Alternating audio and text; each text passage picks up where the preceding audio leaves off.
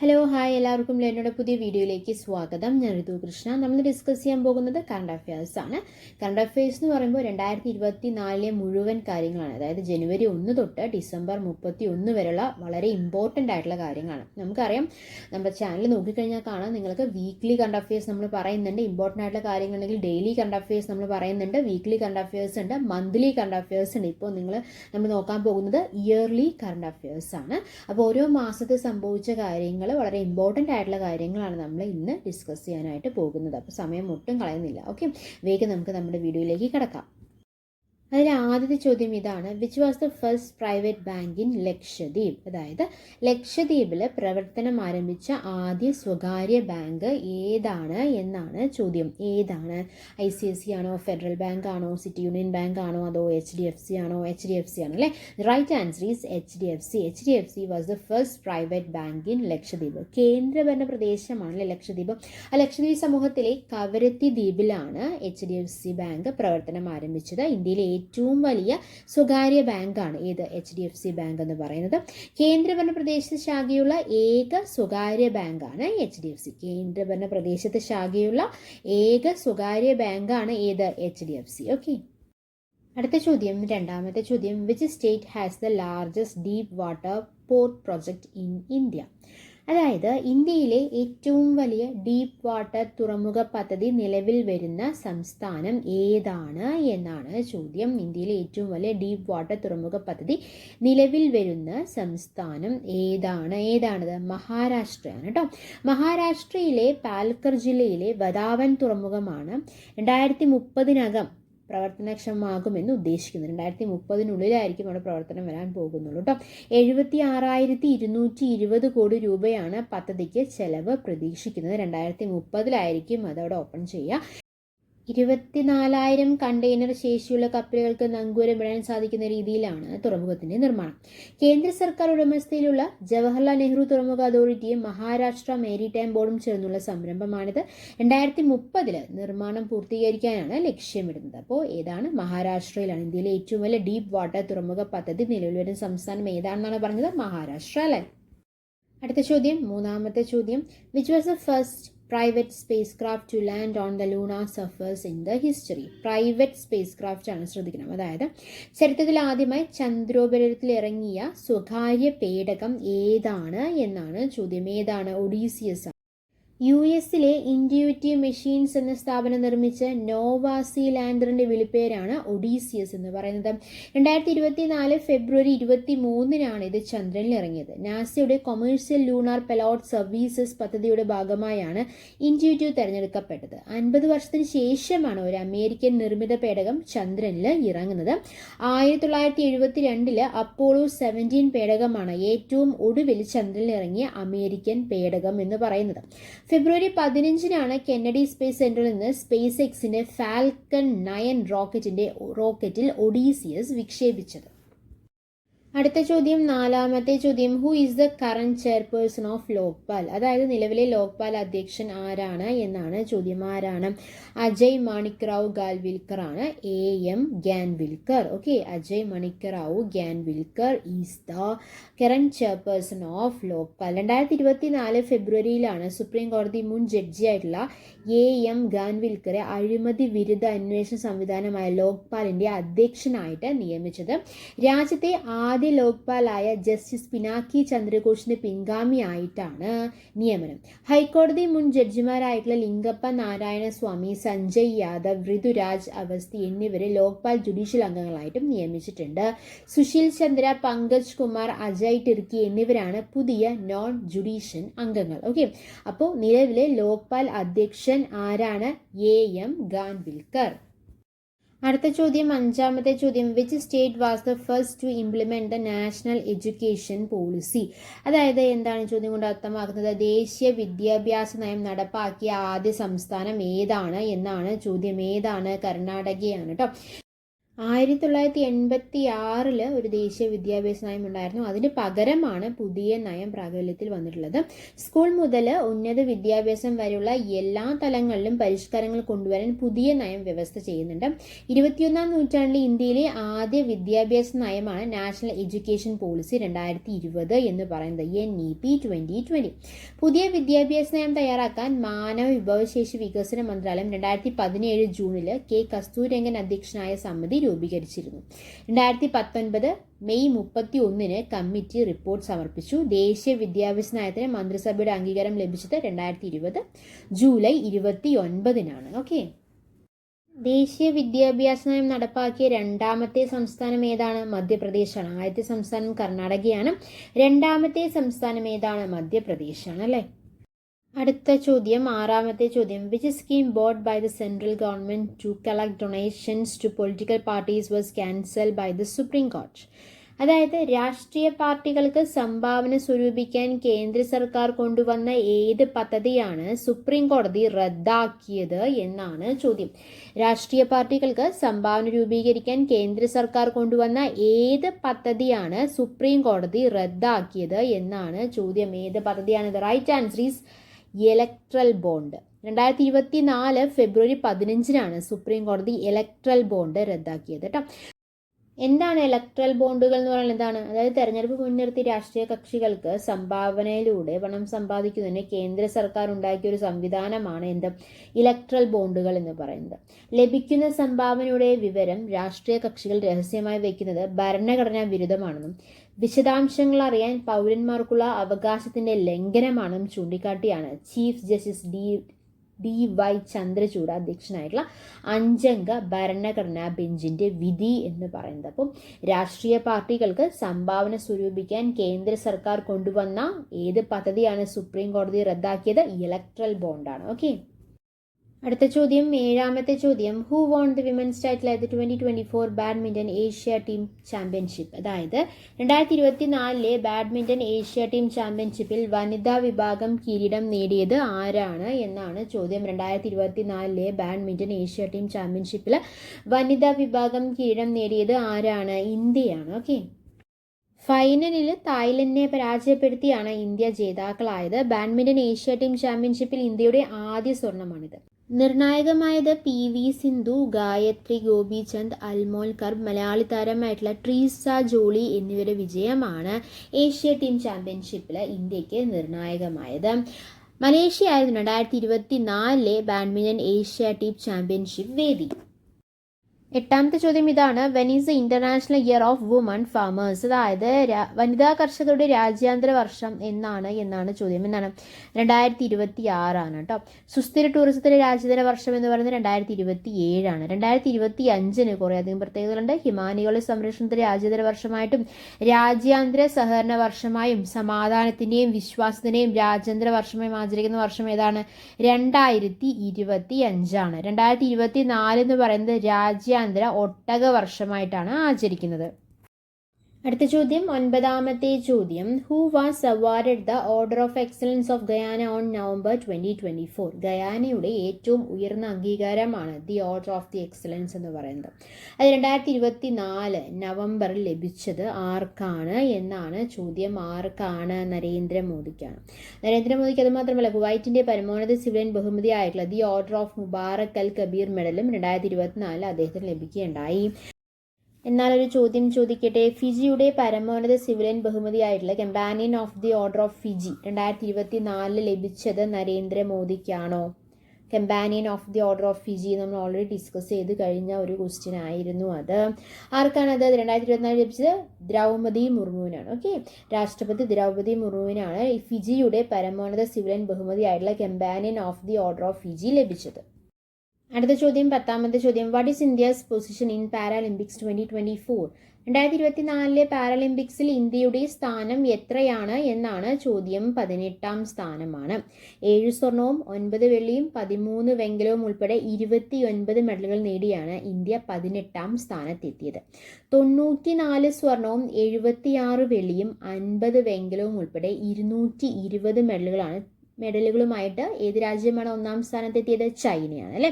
49 സ്വർണവും 44 വെള്ളിയും 31 വെങ്കലവും ഉൾപ്പെടെ 124 മെഡലുകളുമായി ബ്രിട്ടൻ 2ാം സ്ഥാനത്തെത്തി. അപ്പോൾ 1ാം സ്ഥാനത്ത് ചൈന, 2ാം സ്ഥാനത്ത് ബ്രിട്ടൻ.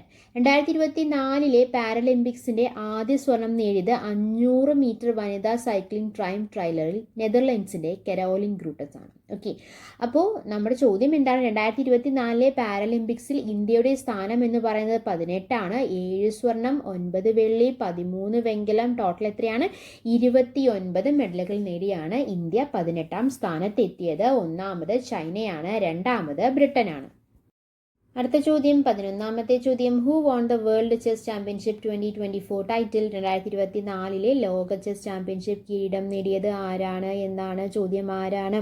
ഗുകേഷ് ദൊമ്മരാജു ആണ് അല്ലേ. നമ്മൾ കുറേ അധികം ഡിസ്കസ് ചെയ്തിട്ടുള്ള ഒരു ക്വസ്റ്റ്യൻ ആണ്. സിംഗപ്പൂരിലെ സെൻഡോസ റിസോർട്ട് വേൾഡിൽ നടന്ന 2024 ലോക ചെസ് ചാമ്പ്യൻഷിപ്പിലെ നിലവിലെ ലോക ചാമ്പ്യൻ ഡിങ് ലിറനെയാണ് ഗുകേഷ് പരാജയപ്പെടുത്തിയത്.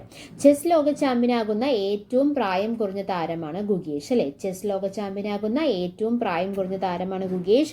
കാൻഡിഡേറ്റ് ചെസ്സിൽ ജേതാവാകുന്ന ഏറ്റവും പ്രായം കുറഞ്ഞ താരവും വിശ്വനാഥൻ ആനന്ദിന് ശേഷം ഈ ടൂർണമെന്റ് വിജയിക്കുന്ന ആദ്യ ഇന്ത്യക്കാരനുമാണ് ഗുകേഷ്.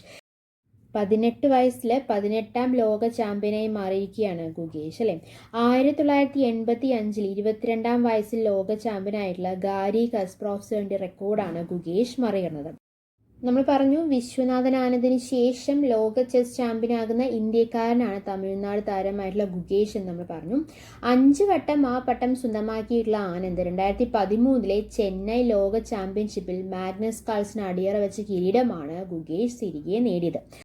ഈ കിരീട നേട്ടത്തിന് ഒരു പ്രത്യേകത കൂടിയുണ്ട് കേട്ടോ. എന്താണെന്ന് വെച്ച് കഴിഞ്ഞാൽ ആനന്ദ് ആദ്യമായി കിരീടം നേടിയതിൻ്റെ 25ാം വർഷമാണ് ഗുകേഷ് ലോക ചാമ്പ്യനായി മാറിയത് എന്നുള്ളൊരു പ്രത്യേകതയും ഈ കിരീട നേട്ടത്തിനുണ്ട്.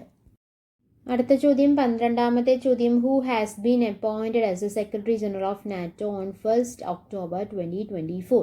അതായത് നാറ്റോയുടെ സെക്രട്ടറി ജനറലായി 2024 ഒക്ടോബർ 1 നിയമിതനായത് ആരാണ് എന്നാണ് ചോദ്യം. ആരാണ്? മാർക്ക് റൂട്ടാണ് അല്ലേ. 32 അംഗരാജ്യങ്ങളുള്ള സൈനിക സഖ്യമാണ് ഈ നാറ്റോ എന്ന് പറയുന്നത്. നോർത്ത് അറ്റ്ലാന്റിക് ട്രീറ്റി ഓർഗനൈസേഷനാണ് ഈ നാറ്റോ എന്ന് പറയുന്നത്. ബെൽജിയത്തിലെ ബ്രസൽസ് ആണ് ആസ്ഥാനം. 1949 ഏപ്രിൽ 4 രൂപീകൃതമായി. രൂപീകരണ സമയത്ത് 12 അംഗരാജ്യങ്ങൾ മാത്രമാണ് ഉണ്ടായിരുന്നത്. ഇപ്പോൾ 32 അംഗരാജ്യങ്ങളാണുള്ളത്. 2024 ഏപ്രിൽ 4 75ാം വാർഷികം ആഘോഷിച്ചിട്ടുണ്ടായിരുന്നു. നാറ്റോയിൽ അവസാനം അംഗമായ രാജ്യം ഏതാണെന്ന് ചോദിച്ചു കഴിഞ്ഞാൽ അത് ഏതാണ്? സ്വീഡനാണ്. അടുത്ത ചോദ്യം 13ാമത്തെ ചോദ്യം. Which lifestyle disease is the leading cause of death in India by 2023? അത് 2023 ഇന്ത്യയിൽ ഏറ്റവും കൂടുതൽ മരണമുണ്ടാക്കിയ ജീവിതശൈലി രോഗം ഏതാണ് എന്നാണ് ചോദ്യം. ഏതാണ് അത്? ഹൃദ്രോഗമാണ്. 2024 ഡെങ്കിപ്പനിയെ മഹാമാരിയായിട്ട് പ്രഖ്യാപിച്ച സംസ്ഥാനം ഏതാണെന്ന് അറിയാമോ? അത് കർണാടകയാണ്. എപ്പിഡമിക് ഡിസീസായിട്ട് പ്രഖ്യാപിച്ച സംസ്ഥാനം, മഹാമാരിയായിട്ട് പ്രഖ്യാപിച്ചത് കർണാടകയാണ് 2024 കേട്ടോ. വായുവിലൂടെ പകരുന്ന രോഗാണുക്കൾ ലോകാരോഗ്യ സംഘടന നൽകിയ പേരുണ്ട്. അതാണ് ഇൻഫെക്ഷ്യസ് റെസ്പിറേറ്ററി പാർട്ടിക്കിൾസ് എന്നാണ് ആ പേരെന്ന് പറയുന്നത്. ലോകാരോഗ്യ സംഘടന 2024 ഓഗസ്റ്റിൽ public health emergency on international concern ആയി പ്രഖ്യാപിച്ചത് എംബോക്സ് അല്ലെങ്കിൽ മങ്കി ബോക്സ് വൈറസിനെയാണ്. റിപ്പബ്ലിക് ഓഫ് കോങ്കോയിൽ പൊട്ടിപ്പുറപ്പെട്ട മങ്കി ബോക്സ് അതിവേഗം മറ്റു രാജ്യങ്ങളിലേക്ക് വ്യാപിച്ചതോടെയാണ് ലോകാരോഗ്യ സംഘടന ജാഗ്രതാ നിർദ്ദേശവും അടിയന്തരാവസ്ഥയും അവിടെ പ്രഖ്യാപിച്ചത്. ജീവിതശൈലി രോഗങ്ങൾക്ക് സൗജന്യ രോഗനിർണയവും ചികിത്സയും ഉറപ്പുവരുത്തുന്ന ആരോഗ്യ പദ്ധതിയുണ്ട്. ആ പദ്ധതിയുടെ പേരെന്താണ്? അമൃതം ആരോഗ്യം എന്നാണ്. ഓപ്പറേഷൻ അമൃത് അതെന്താണ്? ആന്റിബയോട്ടിക്കിന്റെ അമിത വിനിയോഗം തടയുന്നതിനായി കേരള സംസ്ഥാന ആരോഗ്യ വകുപ്പ് ആരംഭിച്ച പുതിയ പദ്ധതിയാണ് ഇത് ഓപ്പറേഷൻ അമൃത് എന്ന് പറയുന്നത്. അതുപോലെ എന്താണ് ശ്രുതി തരംഗം പദ്ധതി? അതായത് ശ്രുതി തരംഗം ആ പേരിൽ തന്നെയുണ്ട്. ശ്രവണ വൈകല്യം നേരിടുന്ന 5 വയസ്സിൽ താഴെയുള്ള കുട്ടികൾക്ക് കോക്ലിയർ ഇംപ്ലാന്റേഷനും അതുപോലെ തന്നെ അനുബന്ധ സേവനങ്ങളും സൗജന്യമായി ഉറപ്പാക്കാനുള്ള സംസ്ഥാന സർക്കാർ ആവിഷ്കരിച്ച പദ്ധതിയാണ് ഇത് ശ്രുതി തരംഗം എന്ന് പറയുന്നത്. ധ്വനി എന്താണ്? ധ്വനി കോക്ലിയർ ഇംപ്ലാന്റ് നടത്തിയവർക്കുള്ള തുടർ ചികിത്സ ഉറപ്പാക്കാനുള്ള കേരള സർക്കാർ പദ്ധതിയാണ് ധ്വനി എന്ന് പറയുന്നത്. അതുപോലെ തന്നെ ശ്രവണ വൈകല്യം പ്രാരംഭഘട്ടത്തിൽ തന്നെ തിരിച്ചറിയുകയും സംസാരവും ഭാഷാ വികാസവും പ്രാപ്തമാക്കുന്നതിനായി സ്കൂൾ വിദ്യാഭ്യാസത്തിന് മുൻപ് തന്നെ ഉചിതമായ ഇടപെടലുകൾ നടത്തുന്നതിന് ആരംഭിച്ച പദ്ധതിയാണ് ഏത്? കാതോരം എന്ന് പറയുന്നത്. അതുപോലെ തന്നെ കേൾവി പരിമിതി നേരിടുന്നവർക്ക് ഇയർ മോൾഡോട് കൂടിയ ഡിജിറ്റൽ ശ്രവണ സഹായികൾ ലഭ്യമാക്കുന്നതിനായി കേരള വികലാംഗ ക്ഷേമ കോർപ്പറേഷൻ ആരംഭിച്ച പദ്ധതിയാണ് ശ്രവൺ എന്ന് പറയുന്നത്. അതുപോലെ തന്നെ വീട്ടുമുറ്റത്തെ വിദ്യാലയം പദ്ധതി, അതെന്താണ്? പഠന നിലവാരത്തിൽ പിന്നിലുള്ള കുട്ടികൾക്ക് വീടുകളിലെത്തി പഠന പിന്തുണ ഉറപ്പാക്കാൻ സംസ്ഥാന സർക്കാർ നടപ്പിലാക്കുന്ന പദ്ധതിയാണ് ഇത് വീട്ടുമുറ്റത്തെ വിദ്യാലയം എന്ന് പറയുന്നത്. അപ്പോൾ ഈ കേൾവിയുമായി ബന്ധപ്പെട്ട ഒരുപാടധികം പദ്ധതികളുണ്ട് അല്ലേ? പദ്ധതികൾ ഏതൊക്കെയാണ്? ശ്രുതി തരംഗം, ധ്വനി, അതുപോലെ തന്നെ കാതോരം, ശ്രവൺ തുടങ്ങിയ പദ്ധതികൾ. വീട്ടുമുറ്റത്തെ വിദ്യാലയം എന്ന് പറയുന്നത് എന്താണ്? പഠന നിലവാരത്തിൽ പിന്നിലുള്ള കുട്ടികൾക്ക് വീടുകളിലെത്തി പഠന പിന്തുണ ഉറപ്പാക്കാൻ സംസ്ഥാന സർക്കാർ നടപ്പിലാക്കുന്ന പദ്ധതിയാണ് ഇത് വീട്ടുമുറ്റത്തെ വിദ്യാലയം. അടുത്ത ചോദ്യം, 14ാമത്തെ ചോദ്യം വളരെ ഇമ്പോർട്ടൻ്റ് ആയിട്ടുള്ള ഒരു ചോദ്യമാണ്, അതുകൊണ്ടാണ് കേട്ടോ വീണ്ടും ഇട്ടിരിക്കുന്നത്. എന്താണ്? Which Indian indigenously built missile destroyer warship was commission on 26 December 2023? അതായത് ഇന്ത്യ തദ്ദേശീയമായി നിർമ്മിച്ച 2023 ഡിസംബർ 26 കമ്മീഷൻ ചെയ്ത മിസൈൽ ഡിസ്ട്രോയർ യുദ്ധക്കപ്പൽ ഏതാണ് എന്നാണ് ചോദ്യം. ഏതാണ്? INS ഇംഫാൽ ആണ്. INS ഇംഫാൽ. ഓക്കെ, വടക്ക് കിഴക്കൻ സംസ്ഥാനങ്ങളിലെ നഗരത്തിൻ്റെ പേരിൽ അറിയപ്പെടുന്ന ആദ്യ യുദ്ധക്കപ്പലാണ് ഏത്? INS ഇംഫാൽ എന്ന് പറയുന്നത്. മിസൈൽ നശീകരണ ശ്രേണിയിൽപ്പെടുന്ന കപ്പലിൽ നിന്ന് ഏറ്റവും വേഗമേറിയ സൂപ്പർസോണിക് ക്രൂസ് മിസൈലായിട്ടുള്ള ബ്രഹ്മോസ് ഉൾപ്പെടെയുള്ളവയാണ് വിക്ഷേപിക്കാനാകുന്നത് ഇതിൽ. ഇന്ത്യയിലെ ഏറ്റവും വലിയ വിമാനവാഹിനി കപ്പലും ഇന്ത്യൻ നാവികസേനയുടെ ഫ്ലാഗ്ഷിപ്പുമാണ് INS വിക്രമാദിത്യ എന്ന് പറയുന്നത് കേട്ടോ. അപ്പോൾ എന്താണ് ചോദ്യം? എന്തായിരുന്നു? ഇന്ത്യ തദ്ദേശീയമായി നിർമ്മിച്ച് 2023 ഡിസംബർ 26 കമ്മീഷൻ ചെയ്ത മിസൈൽ ഡിസ്ട്രോയർ യുദ്ധക്കപ്പൽ എന്ന് പറയുന്നത് ഏതാണ്? INS ഇംഫാൽ ആണ്. അടുത്ത ചോദ്യമാണ് 15ാമത്തെ ചോദ്യം. How many times has Vladimir Putin been re elected as president of Russia? അതായത് വ്ളാഡിമിർ പുടിൻ എത്രാം തവണയാണ് റഷ്യൻ പ്രസിഡന്റ് ആയിട്ട് വീണ്ടും അധികാരമേറ്റത് എന്നാണ് ചോദ്യം. എത്രാമത്തെ തവണയാണ്? 2ാം തവണയാണോ? അല്ല. 3ാം തവണയാണോ? അല്ല. 4ാം തവണയാണോ? അല്ല. 5ാം തവണയാണ് വ്ളാഡിമിർ പുടിൻ റഷ്യൻ പ്രസിഡന്റ് ആയിട്ട് അധികാരമേറ്റത്. 2024 മാർച്ചിലായിരുന്നു തെരഞ്ഞെടുപ്പ് നടന്നത് കേട്ടോ. അതിൽ 87% വോട്ട് നേടിയാണ് പുടിൻ വിജയിച്ചത്. ബ്ലോറിസ് യെൽറ്റ്സിൻ പ്രസിഡന്റ് ആയിരിക്കെ പുടിൻ 1999 റഷ്യൻ പ്രധാനമന്ത്രി ആയിട്ടുണ്ട്. അതുപോലെ തന്നെ യെൽറ്റ്സിൻ രാജിവെച്ചതിനെ തുടർന്ന് പുടിൻ ആക്ടിംഗ് പ്രസിഡന്റും തുടർന്ന് പ്രസിഡന്റുമാണ് ആയത്. അപ്പോൾ ആദ്യം പ്രധാനമന്ത്രിയായിരുന്നു, അതിനുശേഷം ആക്ടിംഗ് പ്രസിഡന്റായി, അതിനുശേഷം എന്തായി? പ്രസിഡന്റായിട്ട് മാറി. 2020 അവിടെ നടപ്പിലാക്കിയ ഒരു നിയമപ്രകാരം 2036 വരെ പുടിന് അധികാരത്തിൽ തുടരാനാകും. ഓക്കെ, അടുത്ത ചോദ്യം 16ാമത്തെ ചോദ്യം. Which airport in Kerala will celebrate it silver jubilee in 2024? അതായത് 2024 സിൽവർ ജൂബിലി ആഘോഷിക്കുന്ന കേരളത്തിലെ വിമാനത്താവളം ഏതാണ്?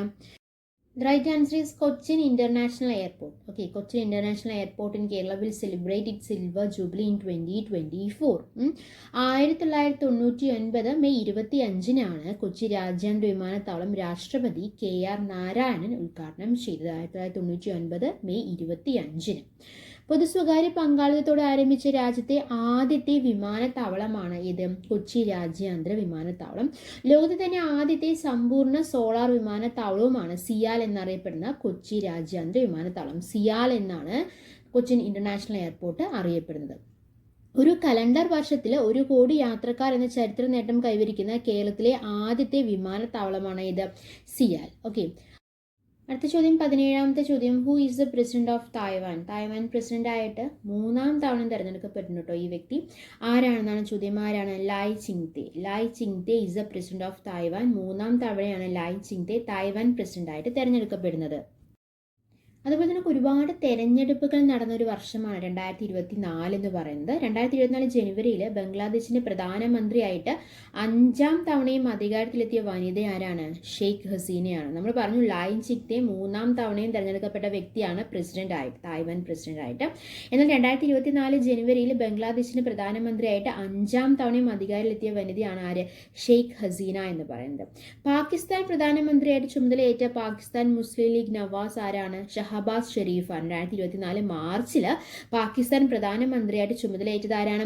ഷഹബാസ് ഷെരീഫ്. ഓക്കെ, 18ാമത്തെ ചോദ്യം. Who is the 50th person to be awarded the Bharat Ratna? അതായത് ഭാരതരത്ന ബഹുമതി ലഭിക്കുന്ന 50ാമത്തെ വ്യക്തി ആരാണ് എന്നാണ് ചോദ്യം. ആരാണ്? LK അദ്വാനി. LK എന്താണ്? Lal Krishna Advani. Okay, Lal Krishna Advani is the 15th person to be awarded the Bharat Ratna. PSC ആണ്, ഏത് രീതിയിൽ വേണമെങ്കിലും ചോദിക്കാം. 50th person to be awarded in Bharat Ratna എന്ന് പറഞ്ഞു കഴിഞ്ഞാൽ അത് LK അദ്വാനി. 2024 ഭാരതരത്നം പുരസ്കാരം നേടിയ BJP സ്ഥാപകരിൽ ഒരാളായിട്ടുള്ള മുൻ ഉപപ്രധാനമന്ത്രി എന്നൊക്കെ ചോദിച്ചു കഴിഞ്ഞാലും ആര് തന്നെയാണ്? LK അദ്വാനി തന്നെയാണ് അല്ലേ. 2024 ഭാരതരത്ന പുരസ്കാരം നേടിയ BJP സ്ഥാപകരിൽ ഒരാളായിട്ടുള്ള മുൻ ഉപപ്രധാനമന്ത്രി. ഇങ്ങനെ വേണമെങ്കിലും ചോദിക്കാം, എങ്ങനെ വേണമെങ്കിലും ചോദിക്കാം. 15th person എന്ന് ചോദിച്ചു കഴിഞ്ഞാലും അതുപോലെ തന്നെ 2024 ഭാരതരത്ന പുരസ്കാരം നേടിയ BJP സ്ഥാപകരിൽ ഒരാളായിട്ടുള്ള മുൻ ഉപപ്രധാനമന്ത്രി എന്ന് ചോദിച്ചു കഴിഞ്ഞാലും ആര് തന്നെയാണ്? LK അദ്വാനി തന്നെയാണ്. അടുത്ത ചോദ്യം 19ാമത്തെ ചോദ്യം. Which country launched the Einstein probe in 2024? അതായത് 2024 ഐൻസ്റ്റീൻ പ്രോബ് എന്ന ഉപഗ്രഹം വിക്ഷേപിച്ച രാജ്യം ഏതാണ് എന്നാണ് ചോദ്യം. ഏതാണ്? അത് ചൈനയാണ് കേട്ടോ. 2024 ഐൻസ്റ്റീൻ പ്രോബ് എന്ന ഉപഗ്രഹം വിക്ഷേപിച്ച രാജ്യം ഏതാണ്? ചൈനയാണ്. ഓക്കെ. അടുത്ത ചോദ്യം 20ാമത്തെ ചോദ്യം. Which country successfully launched a wax powered rocket in 2024? അതായത് 2024 മെഴുകിൽ പ്രവർത്തിക്കുന്ന റോക്കറ്റ് വിജയകരമായി വിക്ഷേപിച്ച രാജ്യം ഏതാണ് എന്നാണ് ചോദ്യം. ഏതാണ്? അത് ജർമ്മനിയാണ്. Which country successfully launched wax powered rocket അല്ലെ, മെഴുകിൽ പ്രവർത്തിക്കുന്ന റോക്കറ്റ് വിജയകരമായി വിക്ഷേപിച്ച രാജ്യം അത് ജർമ്മനി. ഓക്കെ, അപ്പോൾ നമ്മൾ ജനുവരി 1 തൊട്ട് ഡിസംബർ 31 വരെയുള്ള വളരെ ഇമ്പോർട്ടൻ്റ് ആയിട്ടുള്ള കറണ്ട് അഫയേഴ്സ് ആണ് നമ്മൾ ഇന്ന് നോക്കിയത്. ഇനി നമുക്ക് ജസ്റ്റ് ഒന്ന് ക്ലാസിഫൈ ചെയ്തിട്ട് ഒന്നും കൂടി നമുക്ക് സമ്മറൈസ് ചെയ്യാം. അതായത് international news 2024, national news 2024, sports news 2024, space news 2024, arts and literature news 2024. അങ്ങനെ നമുക്ക് ഒന്നും കൂടി ഓരോ ടോപ്പിക് ബൈ ടോപ്പിക് ആയിട്ട് നമുക്ക് ഒന്നും കൂടി സമ്മറൈസ് ചെയ്യാം. ഓക്കെ, അങ്ങനെ പറയുകയാണെങ്കിൽ ഇന്റർനാഷണൽ 2024 കിടക്കുകയാണെങ്കിൽ ഒരുപാട് പ്രസിഡന്റുമാരെയും പ്രധാനമന്ത്രിമാരെയും തിരഞ്ഞെടുക്കപ്പെട്ട ഒരു വർഷമാണ് 2024 എന്ന് പറയുന്നത്. അതിൽ നമ്മൾ പറഞ്ഞു തായ്വാൻ പ്രസിഡന്റായിട്ട് 3ാം തവണയും തിരഞ്ഞെടുക്കപ്പെട്ട വ്യക്തിയാണ് ലായ് ചിങ്തെ എന്ന് പറയുന്നത്. അതുപോലെ എന്താണ് പറഞ്ഞത്, 2024 ജനുവരിയിൽ ബംഗ്ലാദേശിന്റെ പ്രധാനമന്ത്രിയായിട്ട് 5ാം തവണയും അധികാരത്തിലെത്തിയ വനിത ആരാണ്? ഷെയ്ഖ് ഹസീനയാണ്. പാകിസ്ഥാൻ പ്രധാനമന്ത്രി ആരായിരുന്നു? ഷഹബാസ് ഷെറീഫ് ആയിരുന്നു അല്ലേ. 2024 3ാം വട്ടവും ഈജിപ്ത് പ്രസിഡന്റായി അധികാരമേറ്റ വ്യക്തി ആരാണ്? അബ്ദുൾ ഫത്താ അൽ സിസിയാണ്. 2024 ഏപ്രിൽ പോർച്ചുഗൽ പ്രധാനമന്ത്രിയായിട്ട് ചുമതലയേറ്റ വ്യക്തി ആരാണ്? ലൂയിസ് മോണ്ടിനെഗ്രോ ആണ്. ഓക്കെ, 2024 ഏപ്രിൽ അയർലൻഡിന്റെ പ്രധാനമന്ത്രിയായിട്ട് തെരഞ്ഞെടുക്കപ്പെട്ട വ്യക്തി ആരാണ്? സൈമൺ ഹാരിസ് ആണ്. കുവൈത്തിന്റെ പുതിയ പ്രധാനമന്ത്രി നിയമിതനായ വ്യക്തി ആരാണ്? ഷെയ്ഖ് അഹമ്മദ് അബ്ദുൾ അൽ സബാഹാണ്. 2024 മെയ്യിൽ റഷ്യൻ പ്രധാനമന്ത്രിയായിട്ട് പുനർനിയമനം ലഭിച്ച വ്യക്തി ആരാണ്? മിഖായിൽ മിഷുസ്തിനാണ്. ഓക്കെ, അതുപോലെ തന്നെ ദക്ഷിണാഫ്രിക്കൻ പ്രസിഡന്റ് ആയിട്ട് 2ാം തവണയും അധികാരത്തിലെത്തിയ വ്യക്തി ആരാണ്? സിറിൽ റാമഫോസയാണ്. നാഷണൽ 2024 കിടക്കുകയാണെങ്കിൽ 2024 ഇന്ത്യയുടെ 75ാം റിപ്പബ്ലിക് ദിന പരേഡിൽ മുഖ്യ അതിഥിയായിട്ടുള്ള ലോക നേതാവ് ഒരു ഫ്രഞ്ച് പ്രസിഡന്റ് ആയിരുന്നു അല്ലെ. ആരാണ്? ഇമ്മാനുവൽ മാക്രോ ആയിരുന്നു അല്ലെ. 2024 ജനുവരി 12 പ്രധാനമന്ത്രി നരേന്ദ്രമോദി മുംബൈയിൽ ഉദ്ഘാടനം ചെയ്ത ഇന്ത്യയിലെ ഏറ്റവും നീളമേറിയ കടൽപ്പാലം ഏതാണ്? അടൽ സേതു ആണ് അല്ലെ. 2024 ഭാരതരത്നം നേടിയ ബീഹാർ മുൻ മുഖ്യമന്ത്രിയും സ്വാതന്ത്ര്യ സമര സേനാനിയും സോഷ്യലിസ്റ്റ് നേതാവുമായിരുന്ന വ്യക്തി ആരാണ്? കർപ്പൂരി ഠാക്കൂർ ആണ്. 2024 പത്മവിഭൂഷൺ ബഹുമതിക്ക് അർഹനായ മുൻ രാഷ്ട്രപതി ആരാണ്? എം വെങ്കയ്യ നായിഡു ആണ്. 2024 വൈജയന്തി ബാലി, പത്മസുബ്രഹ്മണ്യം, ചിരഞ്ജീവി, അന്തരിച്ച ബിന്ദേശ്വർ പാഠക് എന്നിവർക്ക് ലഭിച്ച പത്മ ബഹുമതി എന്തായിരുന്നു? പത്മവിഭൂഷണാണ്. അപ്പോൾ പത്മഭൂഷൺ ലഭിച്ചത് ആർക്കൊക്കെയാണ്? Justice M Fathima Beevi, O Rajagopal, Usha Uthup, Vijayakanth, Mithun ചക്രവർത്തി എന്നിവരടക്കം 17 പേർക്കാണ് 2024 പത്മഭൂഷൺ പുരസ്കാരം ലഭിച്ചത്. ഭാരതരത്നം ബഹുമതി ലഭിക്കുന്ന 50ാമത്തെ വ്യക്തി ആരായിരുന്നു? LK അദ്വാനി അല്ലേ. ഇനി സ്പോർട്സ് 2024 കിടക്കുകയാണെങ്കിൽ ഇന്ത്യൻ ക്രിക്കറ്റ് കൺട്രോൾ ബോർഡിന്റെ ക്രിക്കറ്റർ ഓഫ് ദി ഇയർ പുരസ്കാരം നേടിയ യുവതാരമാരാണ്? ശുഭ്മാൻ ഗില്ലാണ്. 2024 ഓസ്ട്രേലിയൻ ഓപ്പൺ വനിതാ സിംഗിൾസ് കിരീടം നേടിയ ബെലാറൂസ് താരം അരീന സബലേങ്ക. നമ്മൾ കുറേ അധികം പറഞ്ഞ കാര്യമാണ് അല്ലെ. അതുപോലെ തന്നെ ഏറ്റവും പ്രായം കൂടിയ പുരുഷ ഗ്രാൻഡ് സ്ലാം ചാമ്പ്യൻ എന്ന റെക്കോർഡ് സ്വന്തമാക്കിയ ഇന്ത്യൻ താരം 43 വയസ്സുള്ള രോഹൻ ബൊപ്പണ്ണയാണ്. 2024 ഓസ്ട്രേലിയൻ ഓപ്പൺ പുരുഷ സിംഗിൾസ് കിരീടം നേടിയ ഇറ്റാലിയൻ താരം യാനിക് സിന്നർ ആണ്. രാജ്യാന്തര ക്രിക്കറ്റിൽ 7 കലണ്ടർ വർഷങ്ങളിൽ 2000-ന് മുകളിൽ റൺസ് സ്കോർ ചെയ്യുന്ന ആദ്യ താരം വിരാട് കോഹ്ലിയുമാണ്. നമ്മൾ കേരളത്തിന്റെ അഭിമാന താരത്തെക്കുറിച്ച് പറഞ്ഞില്ല. ആരാണ്? PR ശ്രീജേഷ് അല്ലെ. രാജ്യാന്തര ഹോക്കി ഫെഡറേഷന്റെ അത്ലറ്റിക്സ് കമ്മിറ്റി അധ്യക്ഷ പദവിയിലെത്തിയ ആദ്യ ഇന്ത്യൻ താരം മലയാളിയായിട്ടുള്ള PR ശ്രീജേഷും 2023 മികച്ച ഇന്ത്യൻ ഗോൾ കീപ്പർക്കുള്ള ഹോക്കി ഇന്ത്യൻ പുരസ്കാരം നേടിയ മലയാളി താരവും ആര് തന്നെയാണ്? PR ശ്രീജേഷ് തന്നെയാണ്. 2024 ജൂൺ 6 രാജ്യാന്തര ഫുട്ബോളിൽ നിന്ന് വിരമിച്ച ഇന്ത്യൻ ഇതിഹാസ താരന്മാരാണ്? സുനിൽ ഛേത്രിയാണ്. അതുപോലെ തന്നെ രാജ്യാന്തര ഫുട്ബോളിലെ ഇന്ത്യയുടെ എക്കാലത്തെയും ടോപ്പ് സ്കോററും സുനിൽ ഛേത്രി തന്നെയാണ്. 94 ഗോൾ. ഓക്കെ, ഇനി അടുത്ത സ്പേസ് ന്യൂസ് അറ്റ് 2024. 2024 ജനുവരിയിൽ ISRO ബഹിരാകാശത്ത് 180 വാട്ട് വൈദ്യുതി ഉൽപ്പാദിപ്പിച്ച പരീക്ഷണം നടത്തിയ റോക്കറ്റ് ഏതാണ്? PSLV-C58 അല്ലെ. ബഹിരാകാശത്തെ എക്സ്റേ തരംഗങ്ങളുടെ പഠനത്തിലൂടെ തമോഗർത്തങ്ങളെക്കുറിച്ച് ഉൾപ്പെടെ വിവരങ്ങൾ കണ്ടെത്താനായി ജനുവരി 1 ഇന്ത്യ വിക്ഷേപിച്ച ഉപഗ്രഹം ഏതായിരുന്നു? എക്സ്പോസാറ്റ് ആയിരുന്നു അല്ലെ. പുതുവത്സര ദിനത്തിൽ ISRO എക്സ്പോസാറ്റ് ഉപഗ്രഹം വിക്ഷേപിച്ച റോക്കറ്റ് PSLV-C58 തന്നെയാണ്. ഇന്ത്യയുടെ പ്രഥമ സൗര ദൗത്യമായിട്ടുള്ള ആദിത്യ L1 ഹേലോ ഭ്രമണപഥത്തിലേക്ക് ലക്ഷ്യസ്ഥാനത്തെത്തിയ ദിവസം എന്ന് പറയുന്നത് 2024 ജനുവരി 6 ഓക്കെ. 2024 ഫെബ്രുവരിയിൽ ശാസ്ത്ര നിരീക്ഷകർ വെളിപ്പെടുത്തിയ സൂര്യനിലെ അതിഭീമൻ സൂര്യകളങ്കം അല്ലെങ്കിൽ സൺസ്പോട്ട് ഏതാണ്? AR3576 ആണ്. ചന്ദ്രനിൽ ഇറങ്ങുന്ന ആദ്യത്തെ സ്വകാര്യ ലാൻഡർ എന്ന് പറയുന്നത് ഒഡീസിയസ് ആണ് അല്ലെ. ഇന്ത്യ ടു ഒഡീസിയസ് ലാൻഡറിന്റെ വിക്ഷേപണം നടത്തിയ സ്പേസ് എക്സ് റോക്കറ്റ് ഏതാണ്? ഫാൽക്കൺ 9 ആണ്. ഇന്ത്യയുടെ ഗഗൻയാൻ ദൗത്യത്തിലെ ഫൈറ്റർ പൈലറ്റുമാരുടെ പേരുകൾ പ്രഖ്യാപിച്ചത് ആരാണ്? നരേന്ദ്രമോദിയാണ് അല്ലെ. ബഹിരാകാശ യാത്രയ്ക്കായി വ്യോമസേന ഗ്രൂപ്പ് ക്യാപ്റ്റന്മാരായിട്ടുള്ള ആരെയൊക്കെയാണ് സെലക്ട് ചെയ്തത്? പ്രശാന്ത് ബാലകൃഷ്ണൻ നായർ, അജിത് കൃഷ്ണൻ, അങ്കദ് പ്രതാപ്, വിംഗ് കമാൻഡർ ശുഭാംശു ശുക്ല എന്നിവരാണ് ഇന്ത്യൻ ദൗത്യത്തിൽ തിരഞ്ഞെടുക്കപ്പെട്ടത് അല്ലെ. ഗഗൻയാൻ ദൗത്യത്തിലെ ഫൈറ്റർ പൈലറ്റിൽ ഉൾപ്പെട്ട മലയാളിയായ വ്യോമസേന ഗ്രൂപ്പ് ക്യാപ്റ്റൻ ആരാണ്? ഗ്രൂപ്പ് ക്യാപ്റ്റന്റെ പേരെന്താണ്? പ്രശാന്ത് ബാലകൃഷ്ണൻ നായരാണ് അല്ലെ. 2024 ഐൻസ്റ്റീൻ പ്രോബ് എന്ന ഉപഗ്രഹം വിക്ഷേപിച്ച രാജ്യം നമ്മൾ പറഞ്ഞു അത് ചൈനയാണെന്ന് പറഞ്ഞു. ബഹിരാകാശ മേഖലയിൽ കേന്ദ്ര മന്ത്രിസഭ അനുവാദം നൽകിയ പുതിയ വിദേശ നിക്ഷേപ പരിധി എന്ന് പറയുന്നത് 100%. ലോകത്തെ ആദ്യത്തെ 3D പ്രിന്റഡ് റോക്കറ്റ് എഞ്ചിൻ വിജയകരമായി പരീക്ഷിച്ച രാജ്യം ഏതാണ്? അത് ഇന്ത്യയാണ് കേട്ടോ. 2024 മെഴുകിൽ പ്രവർത്തിക്കുന്ന റോക്കറ്റ് വിജയകരമായി വിക്ഷേപിച്ച രാജ്യം ജർമ്മനിയാണ് നമ്മൾ പറഞ്ഞു. ബഹിരാകാശത്തെ ആയുധ മത്സരം തടയണമെന്ന ഐക്യരാഷ്ട്ര സംഘടന രക്ഷാസമിതി പ്രമേയം വീറ്റോ ചെയ്ത രാജ്യം ഏതാണ്? അത് റഷ്യയാണ്. ഭൂമി ഉൾപ്പെടുന്ന താരാപഥമായ ആകാശഗംഗയിൽ പുതിയതായിട്ട് കണ്ടെത്തിയ പ്രാചീന നക്ഷത്ര കൂട്ടങ്ങൾക്ക് നൽകിയ പേര് എന്തൊക്കെയാണ്? ശക്തി, ശിവ എന്നാണ് കേട്ടോ. ലോകത്തെ ഏറ്റവും കരുത്തുറ്റ റോക്കറ്റ് ആയിട്ടുള്ള സ്റ്റാർഷിപ്പ് വിജയകരമായി പരീക്ഷിച്ച ബഹിരാകാശ സ്ഥാപനം എന്ന് പറയുന്നത് സ്പേസ് എക്സ് ആണ്. 3ാം തവണയും ബഹിരാകാശ യാത്ര നടത്തിയ ഇന്ത്യൻ വംശജയായ വനിത ആരാണ്? സുനിത വില്യംസ് ആണ് അല്ലെ. ഇനി ആർട്സ് ആൻഡ് ലിറ്ററേച്ചർ ന്യൂസ് 2024. സംഗീത പ്രതിഭകൾക്ക് കേരള സർക്കാർ നൽകുന്ന പരമോന്നത ബഹുമതി ഏതാണ്? സ്വാതി സംഗീത പുരസ്കാരമാണ് അല്ലെ. അത് 2024 നേടിയ കർണാടക സംഗീതജ്ഞൻ ആരാണ്? PR കുമാര കേരളവർമ്മയാണ് കേട്ടോ. അതുപോലെ തന്നെ 2024 സംസ്ഥാന സ്കൂൾ കലോത്സവത്തിലെ ജേതാക്കളായ ജില്ല ഏതാണ്? കണ്ണൂരാണ് അല്ലെ. 2024 ജനുവരിയിൽ 100ാം ചരമവാർഷികം ആചരിച്ച മലയാളത്തിന്റെ മഹാകവി ആരാണ്? കുമാരനാശാനാണ് അല്ലേ. 2024 ONV സാഹിത്യ പുരസ്കാരം നേടിയ വനിതാ എഴുത്തുകാരി പ്രതിഭ റായ് ആണ്. ബ്രിട്ടീഷ് നാടകകൃത്ത് ഹാരൽ പിന്ററുടെ പേരുള്ള പെൻ പിന്റർ പ്രൈസിന് അർഹയായ ഇന്ത്യൻ എഴുത്തുകാരി ആരാണ്? അരുന്ധതി റോയ് ആണ്. 2024 സാഹിത്യ അക്കാദമി ഫെലോഷിപ്പ് ലഭിച്ച ഇംഗ്ലീഷ് സാഹിത്യകാരൻ റസ്കിൻ ബോണ്ട് ആണ്. 2024 ലോക പുസ്തക തലസ്ഥാനമായി യുനെസ്കോ പ്രഖ്യാപിച്ച നഗരം ഏതാണ്? ഫ്രാൻസിലെ സ്ട്രാസ്ബുർഗ്.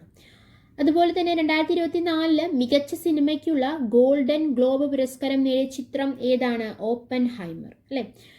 ഗോൾഡൻ ഗ്ലോബ് പുരസ്കാരം നേടുന്ന ആദ്യ ഗോത്ര വനിത ആരാണ്? ലിലി ഗ്ലാഡ്സ്റ്റൺ ആണ് ഗോൾഡൻ ഗ്ലോബ് പുരസ്കാരം നേടുന്ന ആദ്യ ഗോത്ര വനിത. നമ്മൾ പറഞ്ഞു 2024 മികച്ച സിനിമയ്ക്കുള്ള ഗോൾഡൻ ഗ്ലോബ് പുരസ്കാരം നേടിയ ചിത്രം ഏതാണ്? ഓപ്പൻഹൈമർ ആണ് നമ്മൾ പറഞ്ഞു. അതുപോലെ തന്നെ ഗോൾഡൻ ഗ്ലോബ് പുരസ്കാരം നേടുന്ന ആദ്യ ഗോത്ര വനിത ആരാണ്? ലിലി ഗ്ലാഡ്സ്റ്റൺ ആണ്. ഈ ഓപ്പൻഹൈമർ സിനിമയ്ക്ക് ഒരു പ്രത്യേകത കൂടിയുണ്ട്. അതായത് 96ാമത് ഓസ്കാർ പുരസ്കാരങ്ങൾക്കായി ഏറ്റവും കൂടുതൽ നാമനിർദ്ദേശം ലഭിച്ച സിനിമയാണ് ഓപ്പൻഹൈമർ എന്ന് പറയുന്നത്. അതുപോലെ തന്നെ 2024 ഓസ്കറിൽ സ്മരണാഞ്ജലി വിഭാഗത്തിൽ ഉൾപ്പെട്ട ബോളിവുഡ് ആർട്ട് ഡയറക്ടർ ആരാണ്? നിതിൻ ദേശായി. കേരള സംസ്ഥാന യുവജന കമ്മീഷന്റെ യൂത്ത് ഐക്കൺ അവാർഡ് നേടിയ സിനിമാ സംവിധായകൻ ആരാണ്? ബേസിൽ ജോസഫ് ആണ്. ഓക്കെ, കേരള സംസ്ഥാന യുവജന കമ്മീഷന്റെ യൂത്ത് ഐക്കൺ അവാർഡ് നേടിയ സിനിമാ സംവിധായകൻ ആരാണ്? ബേസിൽ ജോസഫ്. നമ്മൾ ഗ്രാമി പുരസ്കാരം പറഞ്ഞല്ലോ, അതിലൊരു കാര്യം പറയാൻ വിട്ടുപോയി. അതായത് ഗ്രാമിയിൽ ബെസ്റ്റ് ആൽബം പുരസ്കാരം 4ാം തവണ നേടുന്ന ആദ്യ താരമാരാണ്? Taylor Swift. ഓക്കെ, 2024 ഗ്രാമി പുരസ്കാരം നേടിയിട്ടുള്ള സക്കീർ ഹുസൈൻ, ജോൺ മക്ലോഫ്ലിൻ, ശങ്കർ മഹാദേവൻ, ഗണേഷ് രാജഗോപാലൻ, സെൽവ ഗണേഷ്, വിനായക് റാം എന്നിവരുൾപ്പെട്ട മ്യൂസിക് ബാൻഡ് ഏതാണ്? ശക്തിയാണ് അല്ലെ. നേടിക്കൊടുത്ത ആൽബം ഏതായിരുന്നു? This moment. ഓക്കെ, അപ്പോൾ 2024 ഗ്രാമി പുരസ്കാരം നേടിയിട്ടുള്ള സക്കീർ ഹുസൈൻ, ജോൺ മക്ലോഫ്ലിൻ, ശങ്കർ മഹാദേവൻ, ഗണേഷ് രാജഗോപാലൻ, സെൽവ ഗണേഷ്, വിനായക് റാം എന്നിവരുൾപ്പെട്ട മ്യൂസിക് ബാൻഡിന്റെ പേര് ശക്തി എന്നാണ്. ആ ശക്തിക്ക് നേടിക്കൊടുത്ത, ഇന്ത്യൻ ബാൻഡായിട്ടുള്ള ശക്തിക്ക് നേടിക്കൊടുത്ത ഗ്രാമി പുരസ്കാരം നേടിക്കൊടുത്ത ആൽബം എന്ന് പറയുന്നത് ദിസ് മൊമെന്റ് ആണ്. ഓക്കെ, അപ്പോൾ നമ്മൾ കുറേ കാര്യങ്ങൾ ഡിസ്കസ് ചെയ്തു. എടുത്ത കാര്യങ്ങളെല്ലാം നിങ്ങൾക്കൊരു ഉപകാരപ്പെട്ടു എന്ന് പ്രതീക്ഷിക്കുന്നു. അങ്ങനെ ഉപകാരപ്പെട്ടിട്ടുണ്ടെങ്കിൽ നമ്മൾ എന്നുള്ള ചാനൽ സബ്സ്ക്രൈബ് ചെയ്യുക, സപ്പോർട്ട് ചെയ്യുക. Thanks for your time. By.